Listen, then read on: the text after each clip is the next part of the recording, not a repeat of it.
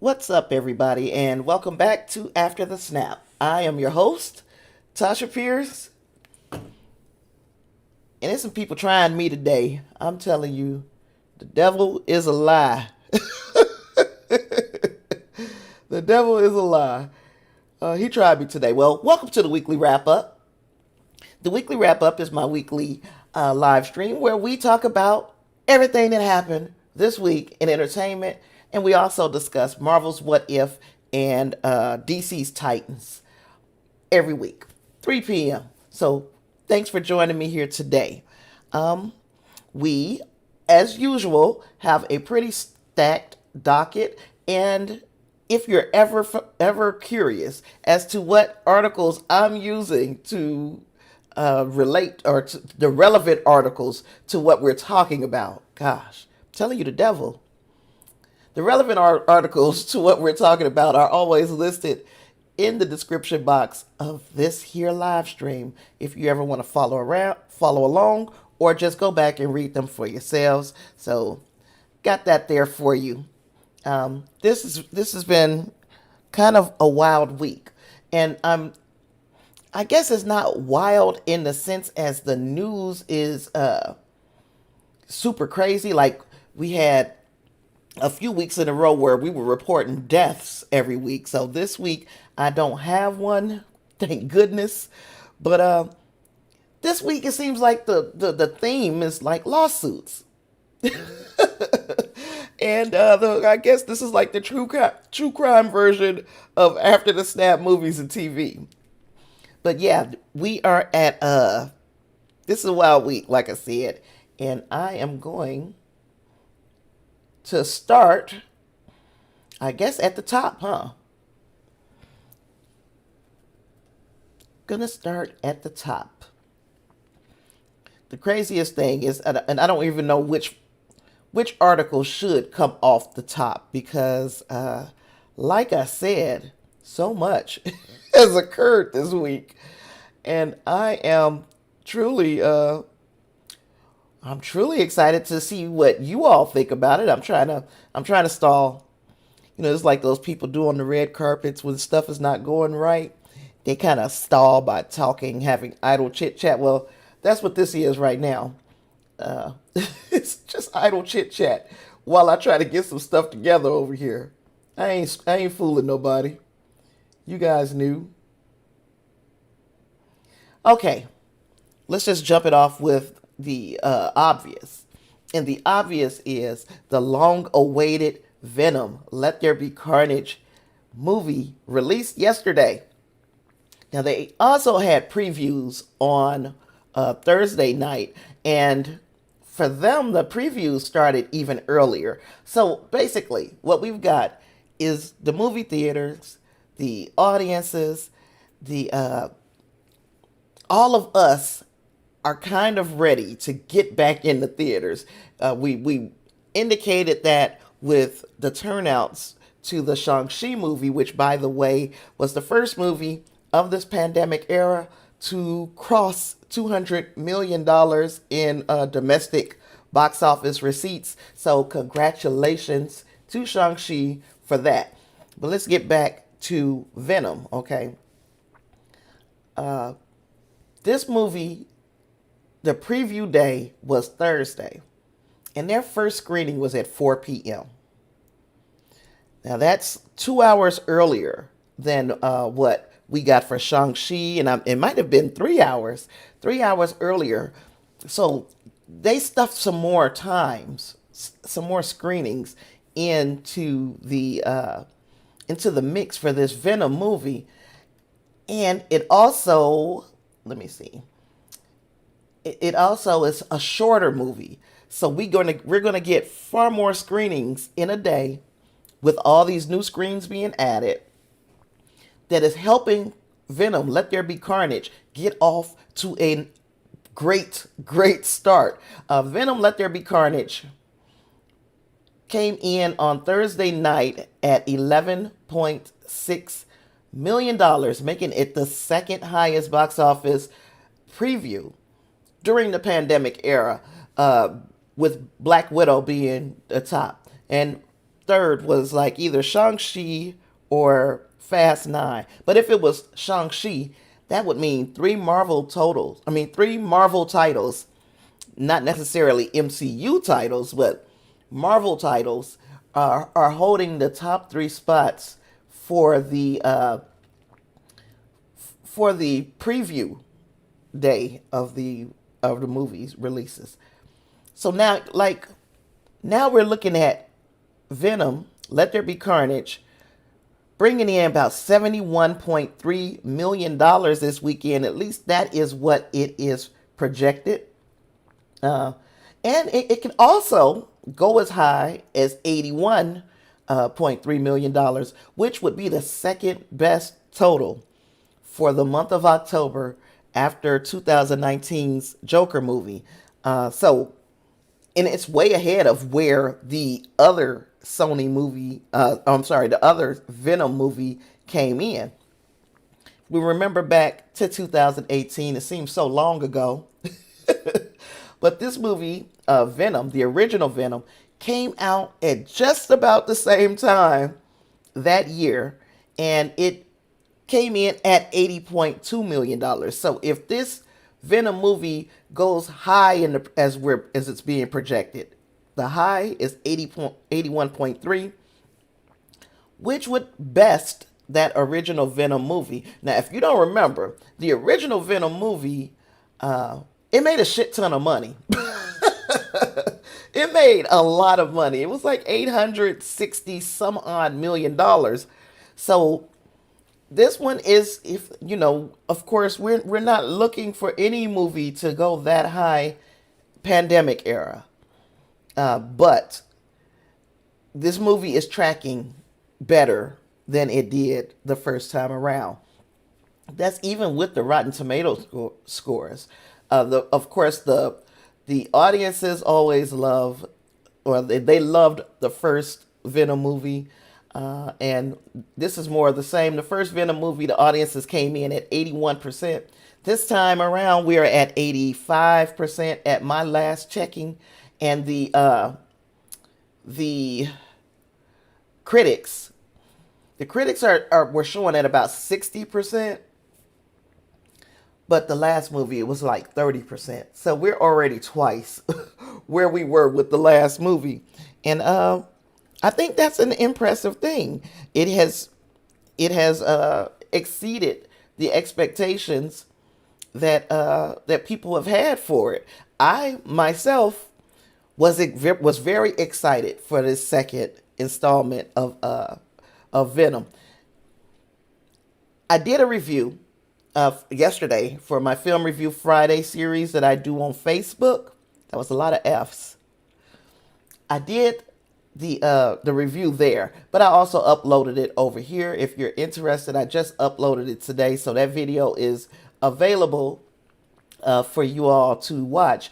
But I'm gonna go ahead and give you the short of it. This movie to me was better than the first because I wasn't hugely impressed with the first movie, but I still believe that we could have done a little bit more. Fortunately for Venom, Tom Hardy, Sony, and everybody involved, I am not the judge and executioner of what's good and what's not good at the movies because, like I said, the audience is tracking at 86%. The tomato meter for the critics has gone down to 59%, but that is still better than what people thought of that first movie. I mean, both. Even though the audience scores is tracking high, it's higher this time around. This time around, you kind of knew what to expect, and I kind of understand, like Sony, if it's not broke, don't fix it. We almost made $1 billion with the setup and the genre, the feel of the first movie. So why change it? And they didn't. Not a lot, anyway. I thought we would be getting a darker affair, and for Venom, Let There Be Carnage, I was wrong. However, it was still a very watchable movie with a very, very, very very imperative to see mid-credit scene. Now, towards the end of this live stream, if we're gonna talk spoilers, that's where we should do it, because I really would like a deeper discussion about the end credit scenes on the Venom Let There Be Carnage movie. Of course, there is that type of discussion on my live stream from yesterday, which I uploaded again today. So we're looking at a $81.3 million at the box office for this Venom movie. And unfortunately, fortunately for Venom, it's probably the number one movie of the weekend. I'm pretty sure nothing else is going to make that kind of money this weekend. Unfortunately for Venom, next week we got Bond, James Bond. And that movie is clocking really high overseas at the international box office, whereas it hasn't, of course, it hasn't released here yet to our audiences, but right now it's poised for an opening $112.9 million opening weekend at the international box office. Now that means that this is going to be the first Hollywood movie to launch at $100 million overseas in this pandemic era without China. So if this goes to China, and when it goes there and opens, that is just going to continue to add to the opening weekend numbers for this last Daniel Craig James Bond movie. Now, I'm not a big Bond girl. I'm just not. I might go to see this because of the hype. I don't know the lore of James Bond.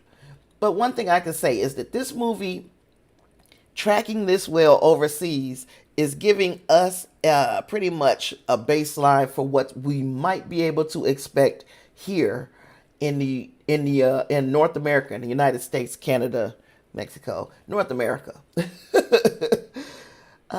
It's giving me an idea that James Bond could very well be the number one movie next week, which will go back to us changing number ones every week.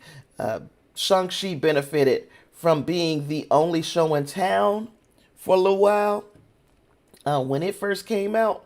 So it stayed on top for 4 weeks, but it's looking like Venom's stay at the top might be cut short by James Bond. Now, again, if you are a James Bond fan and you are super duper excited about this movie, let me know down in the comments or in the chat, because I'm interested in knowing how many people really plan to go out day and date to see this movie, James Bond, No Time to Die, at theaters. So let me know what your thoughts are on that matter. Moving along, if you were unaware, I did an impromptu live stream earlier this week on Monday, and the reason why I did that is because the news broke of R. Kelly and his conviction in this racketeering, federal racketeering case that he had been facing for the last, 6 weeks. Here we are now, after the conviction of R. Kelly for those charges. He has not yet been sentenced, but he will be sentenced in May. So May 4th is when we can look to find out exactly how much time R. Kelly will be getting for the crimes that he committed. What I wanted to discuss is there have been some kind of high profile people, black folks, they taken up for him, suggesting that he might not have deserved, or he might not deserve the time that he may get. Now, Chuck D, by the way, is a probably one of my favorite 80s era. He was part of one of my favorite 80s era rap groups, Public Enemy. And people were wondering what the hell he was thinking when he went on Twitter and said, abused in his youth, an addict as an adult, Ike Turner served 18 months in prison. Rick James did similar time. Ike came out a changed, positive human being. How long should R. Kelly spend in prison? And does a USA system give a man a chance for a man to change his world around? Now, I have said the same things to an extent. And the extent is this. The man is clearly, R. Kelly, he clearly lived a tough life before he found fame. And nobody is taking that away from him. In fact, if we met an R. Kelly 30 years ago, maybe even 40 years ago, if we met an R. Kelly as a young, abused teen, I would definitely feel sorry for him. I would definitely be making the same level of noise that I am making about the way he treated young black girls. You know, nobody deserves to have a poor upbringing, and not poor as in financially poor, but poor as in these people just mistreated him as a child. I get it, and it's very easy to empathize, sympathize with R. Kelly and the way that he was raised. R. Kelly overcame his humble beginnings. R. Kelly was a multi-platinum selling R&B superstar, Grammy Award winning. I believe he was Oscar nominated. So there's a lot of R. Kelly has found a lot of success. Furthermore, I was joking that R. Kelly is he is probably he's illiterate for sure. So he may have mental deficiencies as far as his ability to learn and that kind of thing. I can't say because I'm not a doctor or the type of person who can give you a diagnosis, but just being a mother, hearing his story, reading the book that had his story, that told his story of his humble beginnings, I'm saying, yeah, he might be a little slow. R. Kelly faced the same type, this exact same type of scenario a little over 20 years ago. So how is it that he didn't learn a lesson after that? So that's the line where I can stop feeling sorry for R. Kelly. Whatever time he gets, he deserves, because R. Kelly had gotten away with doing this very same thing before. Now, here we are 20 plus years later. He learned absolutely no lesson. And so now he has to face the consequences that he avoided the first time. By Chuck D saying this, it appeared that Chuck D was making excuses for R. Kelly and what he did to put himself where he belonged. It says, his quote, I'm sorry. So Mr. Chuck D's quote ended with, does a USA system give a man a chance for a man to change his world around? And the answer is yes. This USA system worked for R. Kelly, in his favor anyway, the first time around. So he had an opportunity to change his world around. R. Kelly chose not to. He chose to go an entirely different route, and it is implausible for anybody, especially someone of the stature of Chuck D, who It's all about positivity in your community as far as the black community goes. So if you're so positive, is it only positivity when these things pertain to men? Because as I look at it, where you have a black predator, we've also got a number of black women who were victims. So we are to feel sorry for R. Kelly again after he got away with this very same thing some years back. We're to feel sorry about whatever amount of time that R. Kelly gets sentenced to prison. But what about these girls? You see what I'm saying? We put R. Kelly back on the street again. Guess what R. Kelly has shown us? That he's going to do the same ass shit. That he's on the same BS that he was on the first time around. So there's no feeling sorry for a person like that. A person like that needs some time out. He needs a time out. He needs to go sit in a corner by himself so that he can't hurt anybody. So no, I don't feel sorry for R. Kelly. So Chuck D, after that statement, he got roasted for even making that statement. He updated and wrote a new statement. He said, "Just to be clear, I'm not the R. Kelly fan here. I ain't got any of his songs, and his actions were trash." Okay, so now that we know all of these things, we know you're not a fan of R. Kelly. We know that you don't have any of his songs. So why are you caping for him in this situation when there's a whole world of, there's a lot of them, a whole world of hurt little black women and girls from R. Kelly and people like R. Kelly that you could have reached out and said something protective about, or something that would be uplifting to them, instead of wondering out loud how long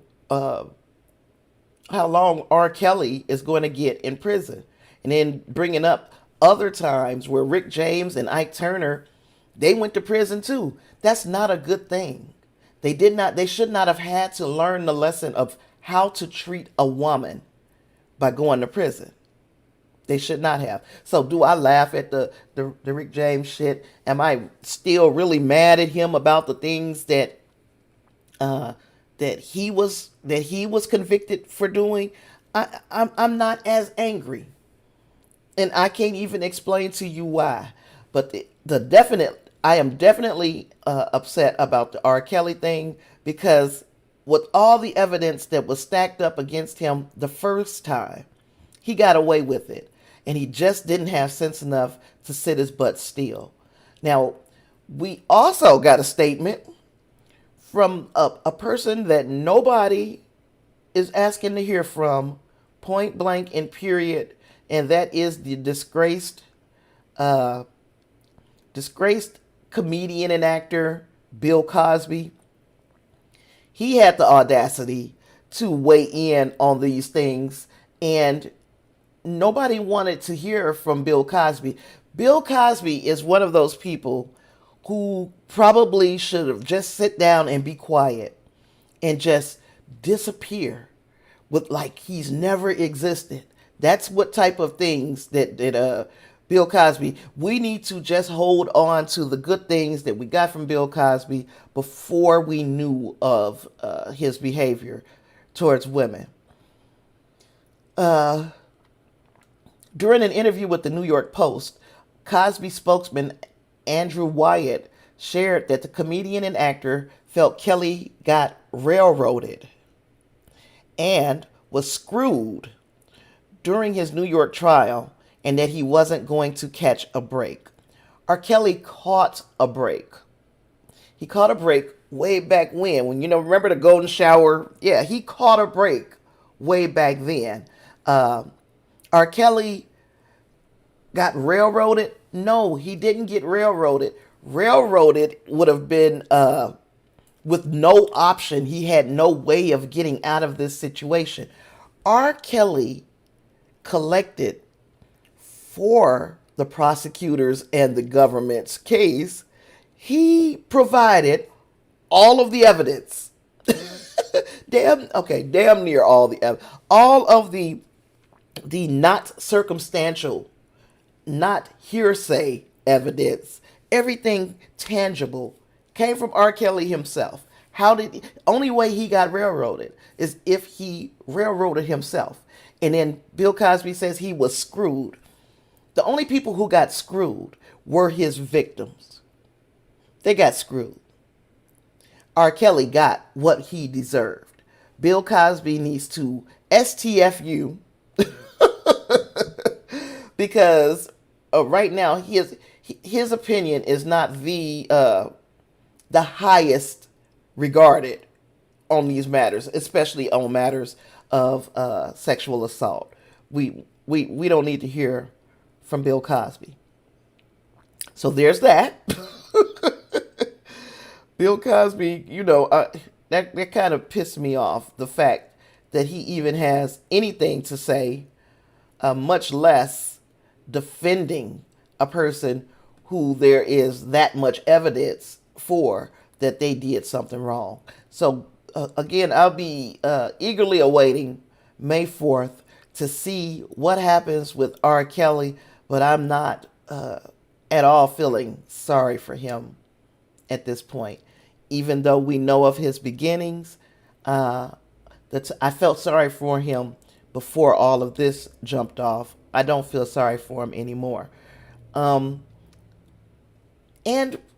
it was brought up to me during that live stream that Marilyn Manson is facing very similar charges. And he's got some very high-profile victims on his little resume of sexual misconduct. So I'm going to be very, very interested to see how that one is handled. I'm not saying that R. Kelly is innocent or got the raw end of a deal, but I do want to make sure that we are being very unilateral about how we address these situations. I don't know if this is the first set of these types of allegations that Marilyn Manson is facing, but I will be watching that case with much interest to make sure, that I'm not seeing any inequities in the way the justice is being meted out to these people who are accused of doing the things that they are doing. Now, my next topic, man, I have been occasionally keeping everybody up to date on what was going on with the Scarlett Johansson and Disney lawsuit. And guess what? Scarlett Johansson is like, fuck you, pay me. Because Disney pulled the plug on this whole lawsuit thing when they agreed to settle with Scarlett Johansson over their release of the Black Widow movie. Yeah, they decided to pull the plug on that lawsuit by going ahead and settling with her. And of course, the amount that she had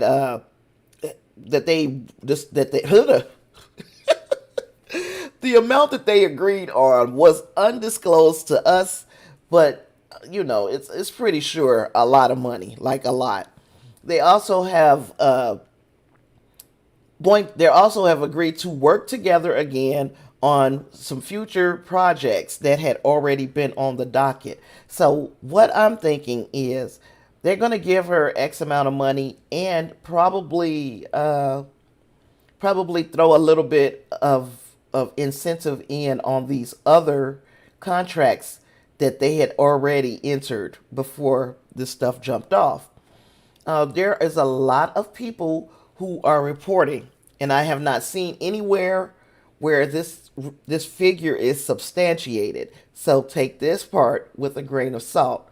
I've been hearing that She got upwards of $40 million on for this payout, this settlement, and she generally wanted, even though she asked for when they wanted to start negotiations, she started at $100 million, and I don't effing blame her. I would not lowball myself to start negotiations. I'm pretty sure that her and her attorneys had a figure in mind that they would be comfortable with accepting if Disney would have said, okay, we are going to play ball with Scarlett Johansson and we're going to negotiate with her. But instead, they did not negotiate with her. So she started high. And the hope would be that we meet somewhere in the middle, somewhere kind of low. We know what we were going to accept. And some people say that figure that she was going to accept would have been around $20 to $30 million. After this foolishness with this back and forth with Bob Chapek and his spokespeople and Scarlett Johansson's team trying to take the high road, after all of that foolishness, I don't blame her. We got to go a little higher. And then I need every contract that I enter with you in the future, I need that to be ironclad because I don't trust you anymore. Disney was looking more like a rat than a mouse in this situation. So I'm very glad that she was paid.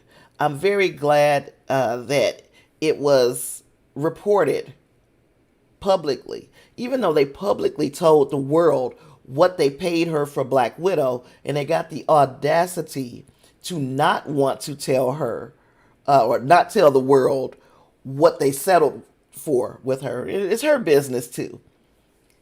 She should have that settlement should have been disclosed. I'm pretty sure there's an NDA attached where she cannot say publicly how much she got, but I'm willing to bet it was closer to the 40-50 million that people are saying that she got. So good for Scarlett Johansson. And by the way, if you want to watch Black Widow on Disney Plus for free instead of that $30 premiere access charge, it will be on there on October 6th. So keep your eyes open. Black Widow will be making her debut as a regular feature on the Disney Plus streaming service on October 6th. And let's go to our next topic. The next topic, I might be petty for this. Let me take a sip of my water before I tell you what I've been petty about.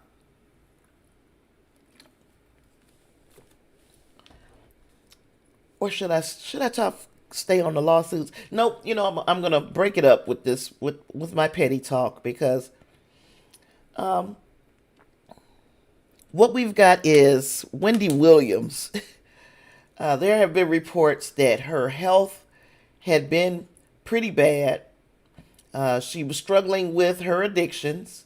She's also had been diagnosed with COVID, and her mental health has not been the best. Well, there have been reports that Wendy Williams might be over her talk show, that she may quit real soon. And here's my pettiness. Look at God. Look at God. Unfortunately, it has to come at the expense of this lady's health, mental and physical, and spiritual health. I don't want to see anybody struggle in that manner.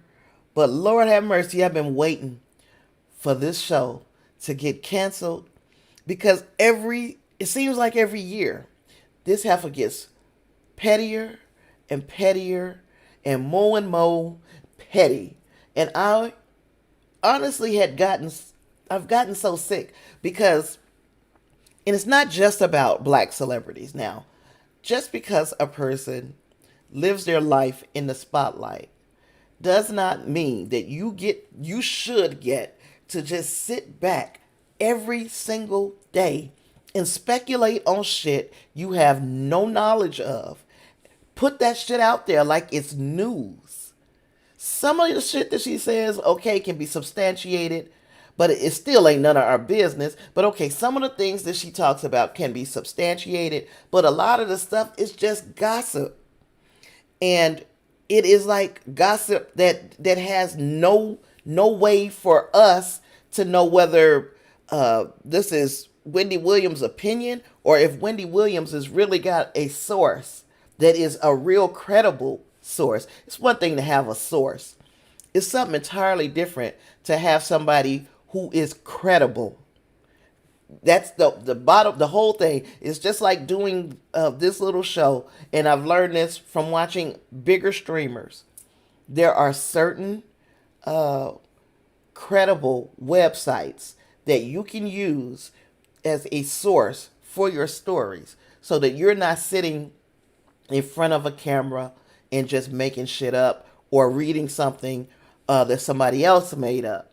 And then there are streamers who just make stuff up for the views, and they know that if I say this, somebody's going to click on it. It's clickbait, basically. Okay. Wendy Williams does that sort of thing. She is very negative, very nasty. The decisions that she makes or the things that she decides to report upon are stuff that a lot of times nobody needs to know. The interviews and people who agree to do interviews with Wendy Williams, you putting yourself in a very precarious spot because we don't know how she's going to act during these interviews. And then she stirs the pot, and then she thinks that she could just go on with her life like nothing happened. And of course, it's time to pay the piper. And I can imagine that being that nasty of a person for all of these years, it would weigh on you heavily, especially when your BS starts to come to the forefront. The things that you're going through in your personal life that you should be able to handle on your own without anybody else's interference. Those things, now you're on, the shoe is on the other foot. You on the hot seat. Everybody talking about your business. Your struggles with addiction have become have resurged in the media because we knew that she had struggled before, and before she went through these things this time, like that first time way back when she was still a disc jockey in New York. I kind of felt sorry. I was like, I like Wendy Williams for the fact that she created her own platform, and she has a measure of success. But when she got to the point where nothing was off limits, children, she talked about death. I feel about her like I feel about, hi Jose. I feel about her like I feel about 50 Cent, in that their comeuppance has come. I don't want to see this lady suffer, but she has caused an awful lot of suffering over the years.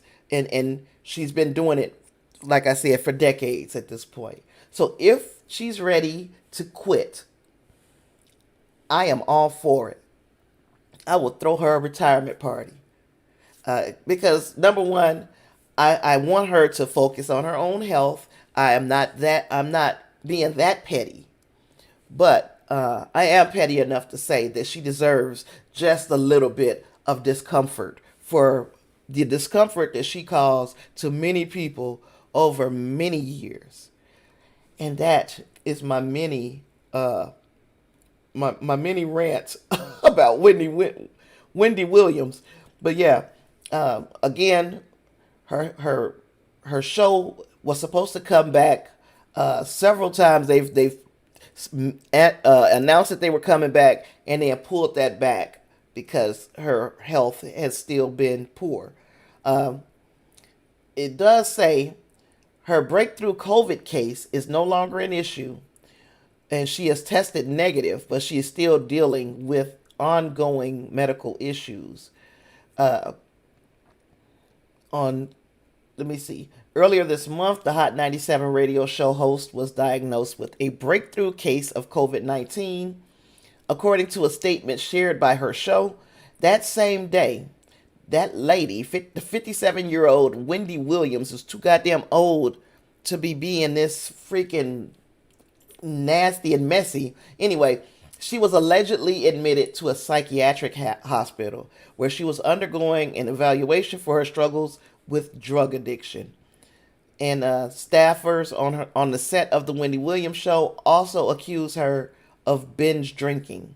They said that she was drinking every day, even while filming the show. Other members on set said they could smell the liquor on her.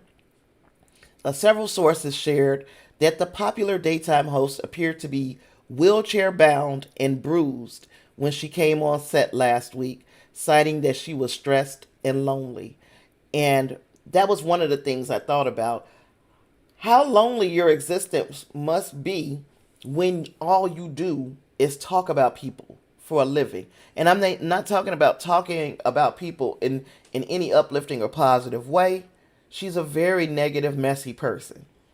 Jose said, hi. Yeah, in her heyday, she was riding a wave in a smaller community of the hip-hop third wave.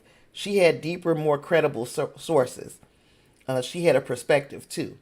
Okay, so that was back in the day. Because now, I mean, I'm not saying that. I'm pretty sure she's got, like, hella sources. But some of the stuff that she reports, number one, is not even necessary for us to know. Like, just because a person lives their life in the public eye does not mean that we are obligated to know all of the details of their private lives. That's not fair. I feel like over the years, this is Jose again, I feel like over the years, the show needed to step up the reporting, especially to be discussing figures in other areas of entertainment. Unfortunately, it didn't seem to be getting done. And see, yeah, after you start to realize that it is just going to be gossip, that it's just going to be gossip, and that we ought to be, at 57 years old, she's 10 years older than me. And I think that I've learned that just idly gossiping about people is not where it's at. Because it's very haphazard. Yeah. It's not where it's at to just be idly gossiping. Like I said, I'm pretty sure she's got some very good sources, but they should not be putting these people's business out there. It's some certain things that we should know that our celebrities are getting into, the people that we put up on these pedestals, and there are certain things that is none of our damn business. And Wendy Williams does not even tightrope that line. She tramples all over it, reporting stuff that is none of the public's business. Just because you got a source doesn't mean you should use it. And that is how I feel about Wendy Williams. So I'm crossing my fingers that this show is over. I'm crossing my fingers because there's nothing positive that comes out of Wendy, especially when she's off the rails. Like I said, we got that Wendy's been dealing with symptoms from her Graves' disease, which is causing fatigue. So she continues to take time off while she receives treatment. I hope she gets better. I hope that this is not something lingering for her for a long period of time. But honestly, it's a little hard for me to feel like sorry for her. When you do these negative things, you get negative prizes. So play stupid games, win stupid prizes, right? Going back to lawsuits. It's some dangerous stuff going on right now in the MCU. And I talked about this a couple weeks ago, that the families of some of the creators of the characters that we know and love, for instance, Iron Man and Spider Man, the Avengers characters in general, the family members of some of the creators of those, including Stan Lee, Steve Ditko, Gene Colan, their families are suing Marvel to retain the rights of the characters that their family member created. Now, one of the things that I had heard that is kind of related to this is that the the the original writer of Friday the 13th, the first movie, he sued to get the rights back to the story that he created, which would have been the original Friday the 13th movie. And usually, and I said this when I reported this a couple of weeks ago, so usually the way these things go is that's dismissed. They don't really normally win these types of cases, especially when you have franchises built around these characters. So this happened with the Superman character even a few years back. So what happened with the Friday the 13th thing is that creator won. The person who created the original Friday the 13th movie actually won his lawsuit. So all the rights went back to him. And that is making us feel like, especially in the greater film cinephile community, is that, oh God, if it could happen to Friday the 13th, could it happen to Marvel too? I said, oh, we ain't got to worry about it. But now it's looking like we got to worry about it. Now, one of the things that that is being reported is that the same attorney who won the case for the gentleman at with the Friday the 13th case, that gentleman's attorney is also the attorney that is representing these families. And now it's getting scary because Marvel, and by extension Sony and Disney, they have put a lot of money and time and effort into building these franchises up for the families to come later on down the line and say, okay, now we want it back. And then to continue your franchise, you got to come through us. Not saying that Disney won't do it. Not saying that Sony won't do it. They will. They will go through these people and make a deal to use these characters because there's too much invested over all of this time. But it's just crazy that we could even get to this point. Jose said lawyers be lawyering, and they sure the heck do. They are definitely earning their money right about now. Like I said, for the three, this is what I was saying when I was talking about this being a crazy week. 3 of my top stories all have to do with something as far as the lawsuits or going to court or criminal charges. Reinhardt says, hey, Tasha, nothing to worry about for us. All that means is Disney about to get ripped to get up off some of that money and give it back to the people who created these characters in the first place. This is true. This is true. Like I said, and it couldn't happen to a better franchise because Disney, you know, under this guy, Chapek, it's been some questionable things. I'm trying to still be optimistic that things are going to not be effed up like this for the long run. But yeah, he does some BS too. Reinhardt, how's the tendonitis? Is that going okay for you? Got to check on you. Make sure you are right. So yeah, so that Disney thing again, not Disney, Marvel. That Marvel thing again is something to think about because I mean there are characters who will say, "We're not giving you this." The family might say, "We're not giving you this character at all. You can't use this. You can't use this character. Period." And uh, the families or the companies may have already had their plans in motion for these characters. It's going to be interesting to see how these things play out in the end. Jose says, I feel like the estates are doing what they are supposed to do in terms of their rights. Though in the end, I believe the potential payouts will be a drop in the bucket for Disney overall. And this is true. This is true too.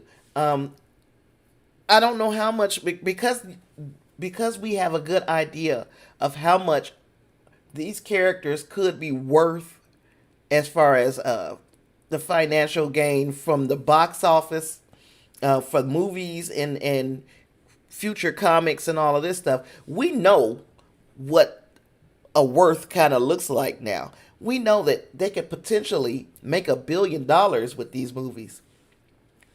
Potentially. And in some movies more. So how much, if I'm the family, how much am I bartering? How much do I think just the rights to the character is worth? If I don't have a story or if I don't have, any of the rest of this stuff, just the rights to this character, how much is it worth? How much do I negotiate from Disney? Reinhardt says, let's be honest. Disney is passing monopoly, passing monopoly at this point. Very important. You need to watch Midnight Mask. I promise you, you will love it. Midnight Mask. Because I got a million different movies and series on my docket here lately. I don't know if I could put nothing new. Somebody told me to watch the Squid Game, and now you're giving me Midnight Mass. My best friend, gave me, God, what did she tell me I need to watch? Blood and Water. I got a list of series, but I also got a list of movies. And I got a list of other series that I've already put on my calendar. So if I can shuffle some things around, I might do the Midnight Mass thing or the Squid Game thing, because I have been hearing very good things about both of these properties. So yeah, but Disney, yeah, monopoly money until, like, if I know that you can make $1 billion off of it, I tell you that my starting amount for how much I want for you to use this character is 100 million. It's only seven episodes. I might be able to squeeze it in. It's killing me, man. I got my calendar is too packed, especially because this is Halloween season and it's kind of spooky season time. Midnight Mass, is that a horror? If it's horror, then I might be able to squeeze it in this month because of spooky season. Trying to do mostly scary movies this month. Another listener gave me one called Blood Red Sky. That's not a series though. That's just a movie, and I think I'm gonna do that one for him. But yeah, if it's like kind of horror, let me know, and I will see if I can knock that one out too. Maybe tomorrow I'm taking that day off. I'm not doing nothing tomorrow, so I might be able to get it in here. Speaking of these movies, man, look, this is a lot. It's this movie coming out. Kenya Barris is directing, and it is untitled right now. It's gonna be a Netflix movie, but it's got David Duchovny, Nia Long, Jonah Hill, Lauren London, Eddie Murphy, Julia Louis-Dreyfus, Sam J., Molly Gordon. I'm like, what are they trying to do? They trying to kill us?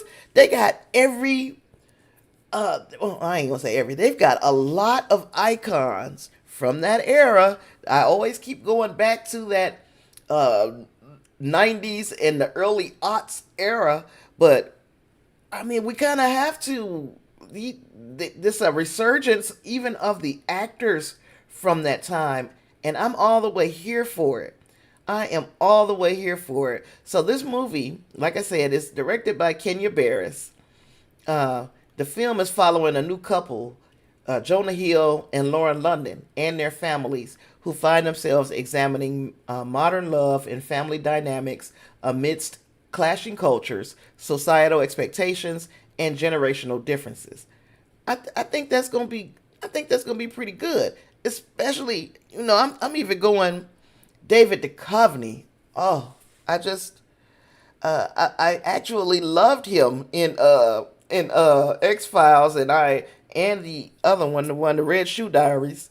David Duchovny recently wrapped production on that new Pet Cemetery prequel movie, and he also played himself in Netflix's The Chair lately. I'm sorry, I need to put my glasses on because I can see that I can't see. And then Nia Long and Kenya Barris, they also worked together on Black AF, which was that movie. Again, it was a series that Kenya Barris did. And on the film side, she was also recently seen opposite Anthony Mackie in The Banker. And like I said, Nia Long is a national treasure for us. I mean, is she ever since I first noticed her. I mean, I know she had been around for a while, but I first noticed her in Friday because every guy in that era just talked about how fine Nia Long was in that movie. So, let me see. Reinhardt said, "Oh yes, it's very smart. I don't want to tell you anything. It's just so good." So, well, you said the word because anytime you tell me something is a smart show, now I gotta test it. 7 episodes. I might be able to get through that tomorrow, tonight, and tomorrow. I'm gonna take off and chill, and that's gonna be part of my chilling, possibly. But yeah, so the Nia Long thing, David Duchovny, that movie announcement kind of excited me. I'm gonna keep my eye on things to see, number one, how far the movie progresses over. When we're gonna actually see this on Netflix, when it gets a title, and when we see a trailer or something like that. Anyhow, what else I got on my list? I've got, if you've got Paramount Plus, there are some movies that they're doing 31 days of Halloween, I believe, like that. And I put the wrong link. So, because I'm looking at this and it's the exact same link that I had for the other story.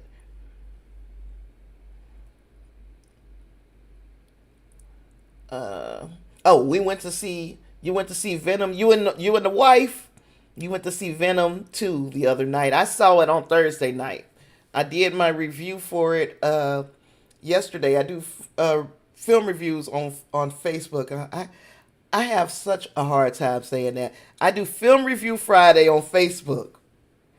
So I reviewed that one last night, and I uploaded it to the YouTube channel because like I said earlier, I do want to discuss that mid credit scene from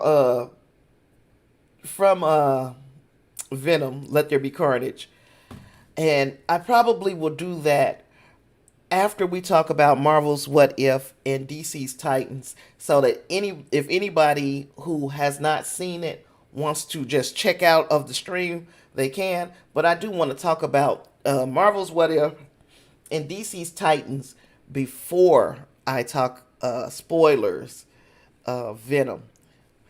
Now, speaking of Marvel's What If, we can go ahead and start there right now since I got the wrong article on my last link there. Marvel's What If, we got one more episode after this, after the one that came on the other day. And I'm looking at the wrong camera. And this one, now, I usually don't. And Reinhardt, I agree with you there. But this one, I am pretty knowledgeable about the MCU, and I'm pretty decent at putting together the possibilities of what could happen in a series of the MCU. I'm pretty good at that. I'm not tooting my own horn. I'm really serious. So, and you would know that I predicted a few things in my video for the Spider-Man No Way Home trailer. And in those things that I predicted, we're starting to see some of those things manifest through these new movies. But this series, Marvel's What If, okay, I kind of saw it coming because we saw Ultra Vision or Ultron or whatever we're calling him. We saw him in the trailers, so we knew he was coming. I didn't know what his game plan was going to be, what his end game is for being there. But now that we are learning a little bit more about why Ultron is showing up in this Marvel What If episode, there were some questions that I had. Even my son was like, I can't believe that you're asking these questions. Because, and I guess when you get into this multiversal stuff, things start to get so murky. You just don't be knowing what world you're in during this doing whatever exchange when we're talking about the multiverse. So the exchange between Ultron and the Watcher, it kind of, I'm like, what universe are we in? Is this the same Watcher? Because why is he so shocked that Ultron shows up and is doing all this BS that he's doing? Because he was truly on some BS. Ultron was. We just saw Ultron last week in the Party Thor episode.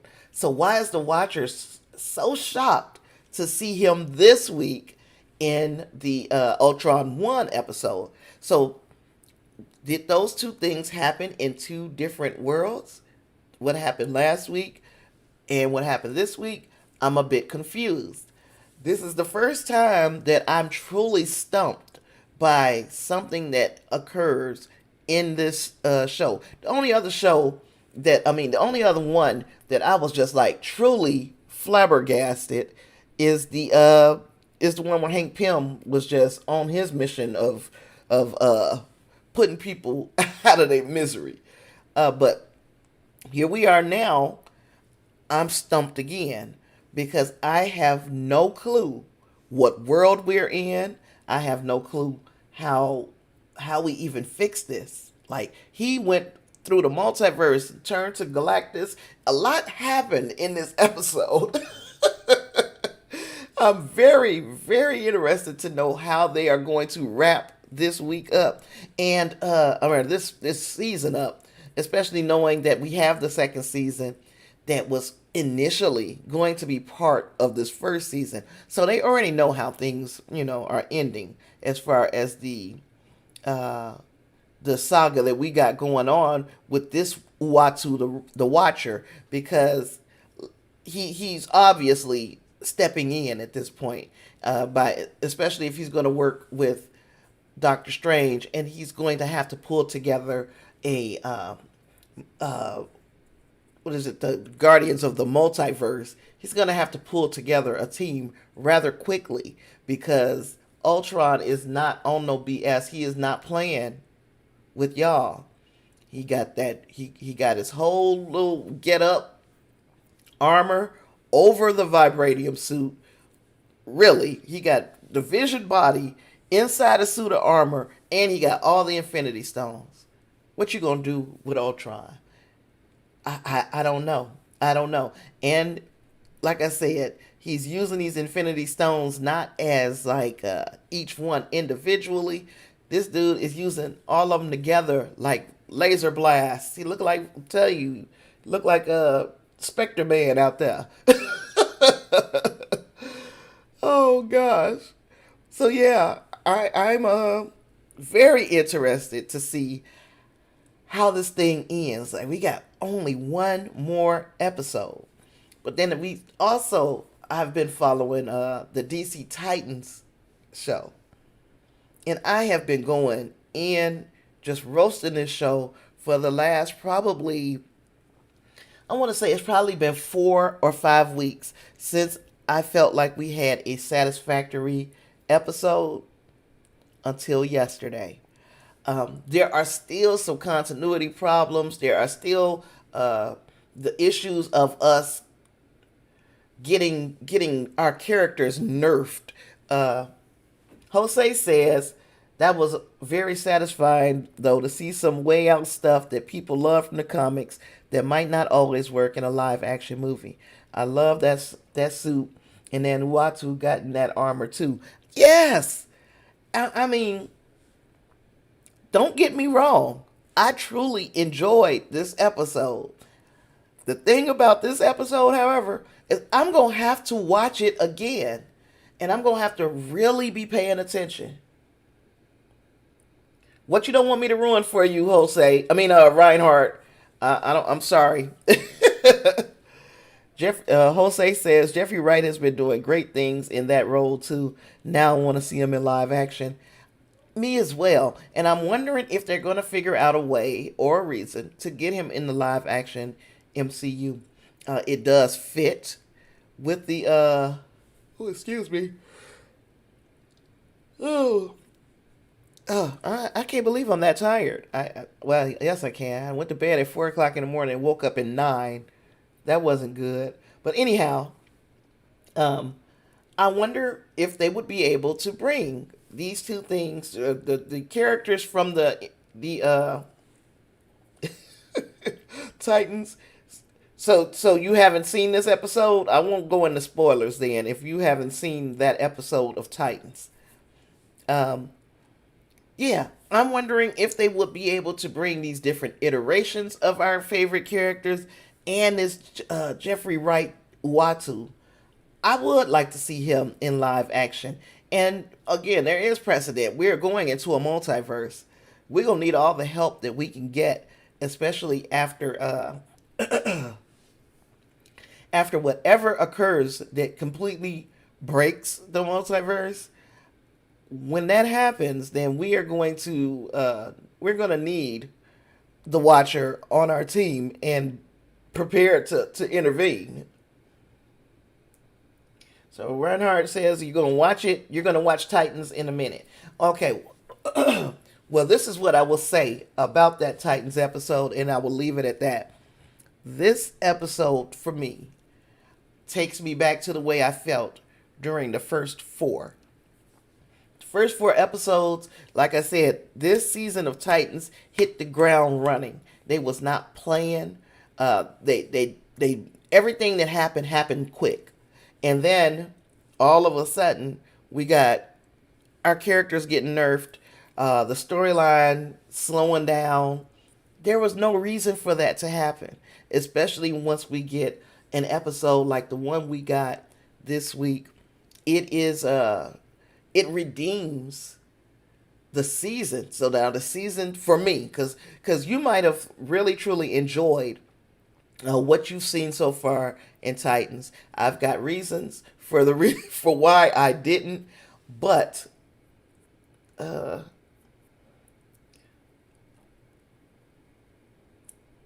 yeah. Jose says, I watched the first season, but I hated how they killed off Donna Troy in the first season, so it made me stop watching. They cast great actors for that, but the pacing disappoints. Yes, that is one thing. You might want to start watching Titans again. We'll say. Uh, this episode for me was light years above what happens in the other. Should you come back for season 2? I mean, it is season 2. This was disappointing to some people, not so much to me. I've been more disappointed with some of the episodes in season 3 here than I was with season 2. Season 3, when it's high, it is way high, and when it is low, man, I've been for weeks been just fussing about how I'm gonna throw this whole show in the garbage, but I keep watching it. If you didn't like Donna Troy being killed off with the electricity or whatever in season 1, it's time to come home. And that's all I'm going to say. I'm not spoiling nothing else. It's time to come home, Jose. But yeah, this week's Titans, I give it my seal of approval. This wasn't a bad episode.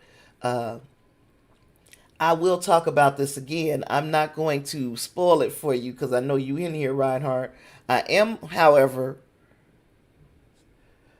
I mean, since you come back for season 3, let me think now. If you want to watch season 2, I'm trying to think. I don't know off the top of my head like what would be required for you to understand what the heck is going on in season 3. What parts of season 2 should you watch? But season 3, yeah, come on back. It's time to come home. And be prepared for the ups and downs. The pacing, again, is not the best. Filler episodes, like Reinhardt said, to stretch the story out to however many episodes we're getting this season, I feel like it's a whole lot of filler going on, and they didn't need it. They could have made this a shorter season, fewer episodes, but give us bang every single episode. The first 3-4 episodes banged this season. This last episode banged. Everything in the middle, not so much. Not so much. And of course, again, even within each episode, there are some continuity problems. Like, they don't know how powerful or how weak they want us to believe these characters are. And that I have an issue with. You've got great characters, great actors.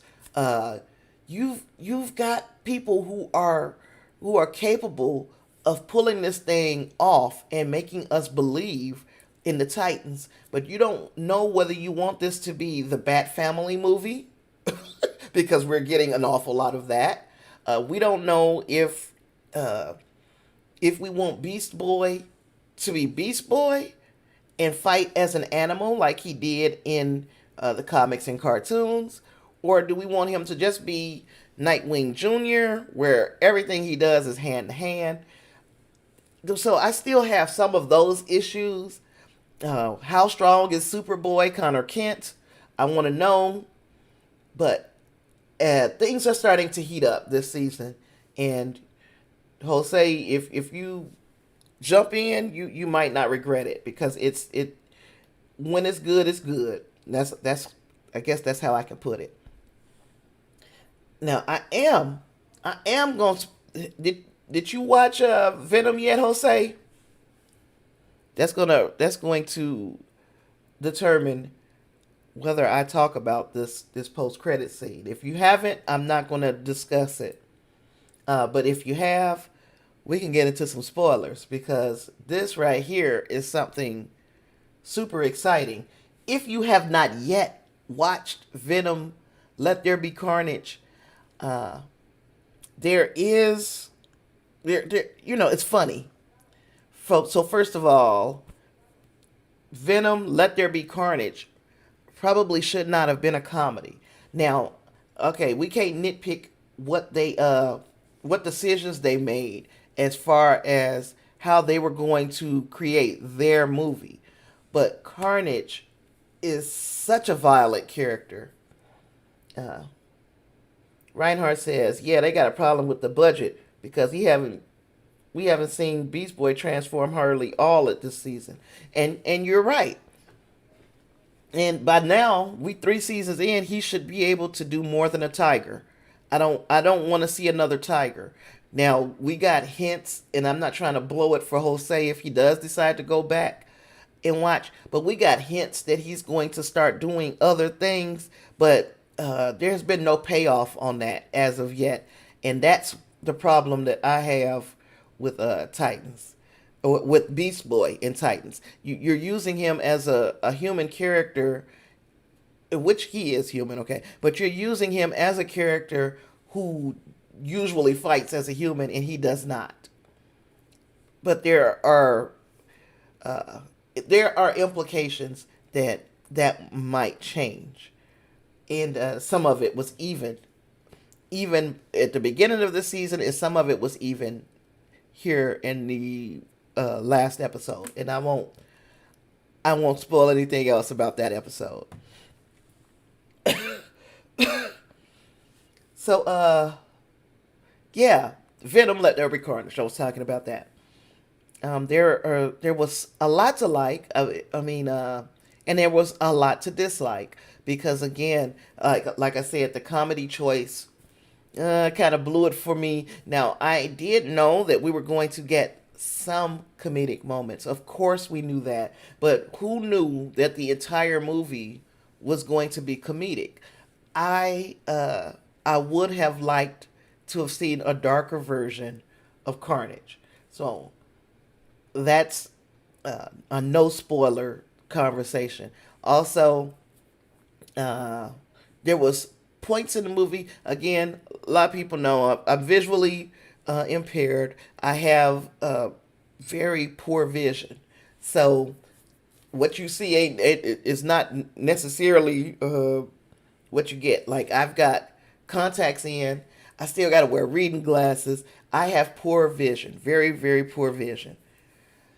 So when I've said before, when I'm watching movies and they have truly truly super dark scenes in the movie, it gets a little hard for me.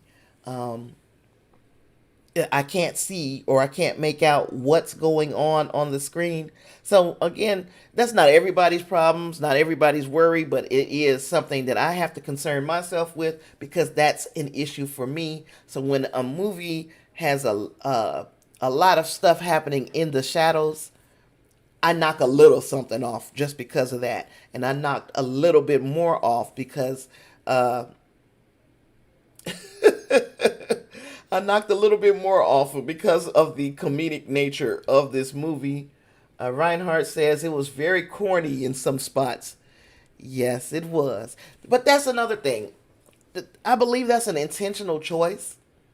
I believe that Andy Serkis and Sony and the actors said the corniness and the humor is what made that first movie work. So if it ain't broke, don't fix it. Let's just do the same thing all over again.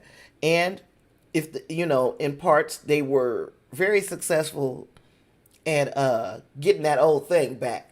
But if for your excuse me, for your segment of the audience that was not impressed at all by your old thing, what did you do differently that would make me a person like me say, okay, that wasn't a complete and total bust, and it wasn't.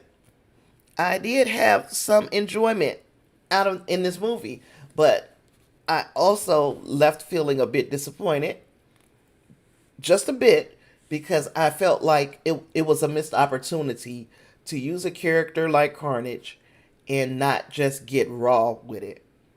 I also felt like, um, gosh, I've lost my thought.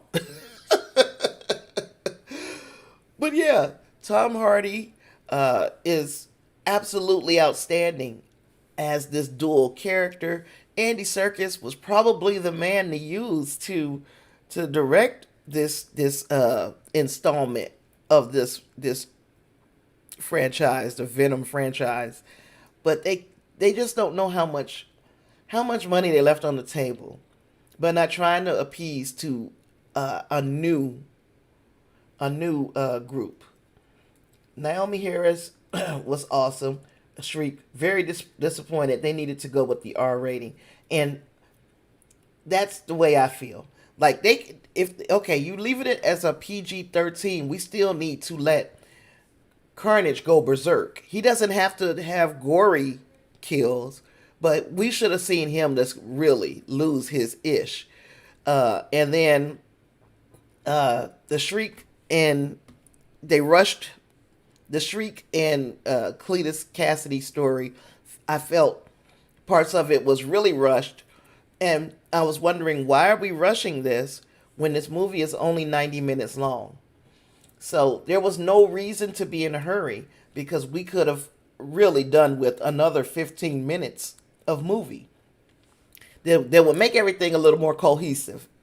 The way it looked to me is that we try to hurry up and get this movie out. And of course, they had no clue that we were going to have to sit still last year, but they rushed on the second one because of the success of the first one. So 2018 in October, the first, excuse me, in October, the first Venom movie came out in 2018. By the end of 2019, they already had the second one done. I'm starting to get stopped up for some reason. But at the end of 2019, they already had the second one done, and it was set for, I believe it was like an April release in 2020, which means they put their foot on the gas and they blew through this doggone movie. And there was no need for them to make it so quickly, and there was no need for them to be skippy on the minutes. But again, they had no clue that we were going to be in the situation that we were in last year. But just imagine if they would have worked a little harder on this movie, on all parts of the movie, adding a little more and beefing up that story. What a difference we would have gotten with the film. I can also get why they're not trying to do that rated R thing, because when we notice the only movies that I felt like did pretty poorly this season, after this year, since at this stage in our pandemic, the rated R movies are doing bad. So I get it. You try to give your movie every chance that you can get to be profitable. I get it. But I honestly believe that had they taken their time and waited, and maybe even, I didn't want them to wait any longer. They had no choice, because the implications in this movie is setting up another movie. So they had to put it out when they did. They could not continue to wait. So here we are. I feel like the movie was mediocre, and it didn't have to be, because you had the pieces to make this an outstanding movie. Of course, like I said, I am in the minority in how I feel, because the audiences have already spoken. The audiences in Rotten Tomatoes have already said, hey, we like it. We're 86% behind this movie. But for me, it was just okay until we got to that post-credit scene. So now, oh gosh. So my thing is, like, what do we do here? Do we talk about this post-credit scene, or do I do another live stream a little later and do a live stream maybe on Monday where we just discuss the post credit scene, so people will have an opportunity to have gone to see the movie, and I'm not worried about like spoiling this movie for my faithful viewers. So, what you guys think? If you're still here, let me know. Sound off. Um, I'm starting to fall apart vocally here. I'm gonna have to get some tea and some honey because things are happening to my throat. I'm getting all congested up in here. So we're gonna also work on that. But if you guys are ready now, I'm ready now. I can talk about what I think the how big these implications are. But I also, like I said, I did a video about say whenever that Spider-Man No Way Home trailer hit. I did a video and I put in the video a theory that I had, and I think that there is some confirmation to what I was thinking that we saw. Uh, yeah, I've gotten some confirmation. I'm not gonna say nothing else because then that's kind of spoiling things, huh?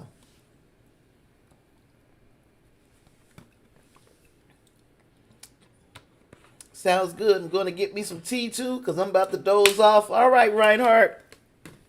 It's been fun talking with you and Jose and anybody else who joined in or who was watching this on the rebroadcast. We do this thing here every Saturday at 3 p.m. We talk about that week in entertainment news, and we also do a dive into What If and DC's Titans.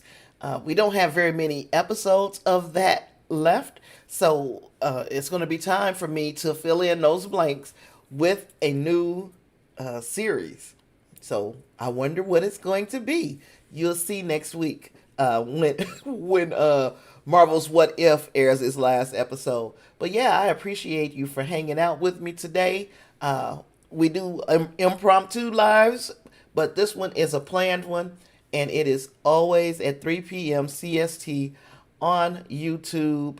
You can always look in the description if you like to know the topics that I have talked about in this episode and see the links to the articles that are relevant to those topics. All that being said, I've had fun, and I guess I'll catch you in the next one. We'll figure out a Venom plan here. Peace.